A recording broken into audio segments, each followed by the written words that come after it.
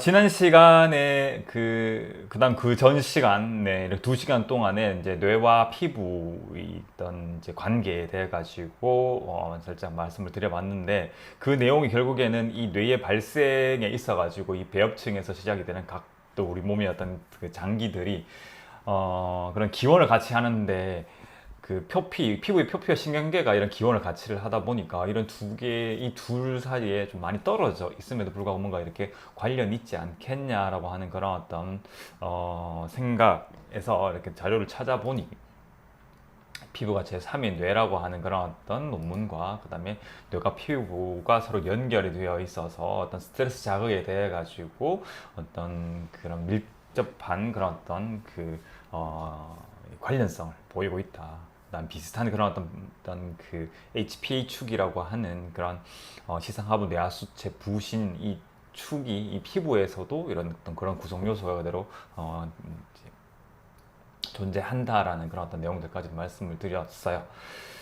그래서 이제 이런 스트레스 자극에 의해 가지고 이런 중추신경계의 영향, 그다음에 피부에도 역시 영향을 받게 되니까 이런 어떤 스트레스 자극에 의해서 건선이나 아토피성 피부염, 여드름, 접촉성 피부염, 원형 탈모증, 그다음 가려움증이나 홍반 같은 것들 이런 각종 피부 질환들이 이런 어떤 스트레스 자극에 영향을 받아서 증상이 발생 또는 악화될 수 있다라는 부분들을 말씀을 드렸습니다. 이렇게 했고.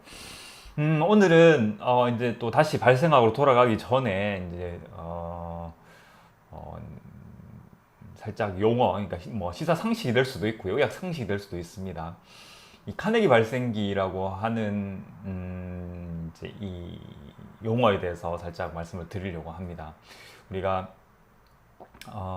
이제 임신을 하게 되면은 거기에 이제 배아 단계와 그다음 태아 단계로 이렇게 좀 나눌 수가 있는데 이 배아 단계 같은 경우에는 이제 수정란에서부터 저런 이제 배엽층과 같은 저런 세포의 어떤 분화가 시작이 되어서 우리의 각 어떤 장기들이 이렇게 형성되어 가기 시작을 하는 그런 어떤 이제 각 기관 그 단계라고 보시면 됩니다. 그래서 이게 어, 각 배아들마다 즉 각 개체마다 속도가 다를 수가 있기 때문에 그렇기 때문에 이런 임신 주수나 주령이나 아니면 일수를 가지고서 뭐 어떤 기준을 연구를 하는 데 있어서 기준을 삼기가 조금 이렇게 어렵거든요. 그래서 이런 배아의 어떤 외형이나 아니면 내부의 어떤 기관의 어떤 형태에 따라 가지고 그거에 기반을 해서 이 배아의 발생 단계를 총 23단계로 나누었고 이러한 이제 표준 체계거든요. 이 발생학에서 사용을 하는. 근데 이 표준 체계가 인간에게만 적용이 되는 게 아니라 이 척추동물의 어떤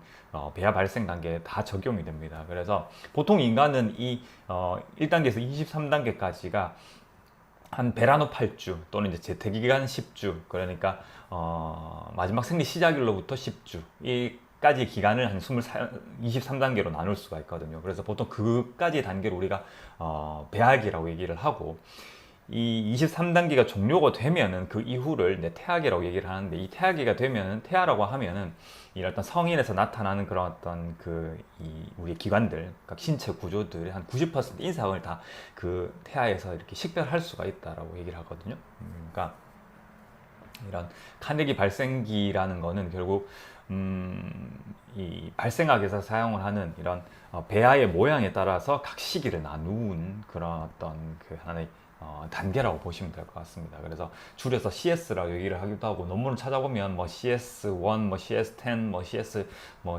16 이렇게 번호가 붙은 것들을 보실 수도 있어요. 그래서 이것이 처음에 뭐지? 이게 보통 이제 그 GA라고 해서 이 본문에 나와 있지만은 이 제스테이셔널 에이지라고 하는 이 재태 기간은이라고 용어를 쓰기도 하고요. 그 다음에 뭐 베라노 8주 임신 뭐 이렇게 얘기를 하기도 하고 하는데 일단 연구 논문에 따라서는 그런 어떤 주령은 뭔가 좀 불명확한 그런 어떤 부분이 있기 때문에 이 이제 카네기 스테이지를 사용을 해서 논문을 많이 작성하는 걸 볼 수가 있습니다. 그래서 이 카네기 발생기라는 것을 알아두시면 네, 또 조금 여러분들께서 아는 어떤 상식적인 부분이 하나 더 늘어나지 않을까 싶고요. 이거는 워싱턴 카네기 연구소 철공한 카네기 아시죠? 카네기라고 하면은 이제 데일 카네기도 있는데요. 인간관계론 쓰시는 분 그분 말고 어, 이분은 그 앤드류 카네기였던 것 같아요. 제가 찾았었는데 그 사이에 제가 또 까먹었습니다. 철광왕. 이 앤드류 카네기가 그 이제 철강 사업으로 이제 부를 축적하고 난 다음에 이제 그 이후에는 이제 그런 어떤 그 사업보다는 이런 어떤 그 이 자선 사업 아니면 이제 연구 그다음에 학술 이런 쪽으로 또 포커스를 맞춰서 이렇게 이제 지내셨다고 하네요. 그래서 이런 이제 이 워싱턴의 카네기 연구소라는 그런 곳이 있는데 거기에서 1900년대 초에 이런 배아들을 쭉 수집을 해서 이렇게 연구를 하기 시작을 해서 거기서 나온 이름이라고 얘기를 합니다. 네. 그래서 오늘은 카네기 발생기에 대해 가지고 이렇게 얘기를 나눠봤습니다. 너무 정신없이 한 것 같습니다.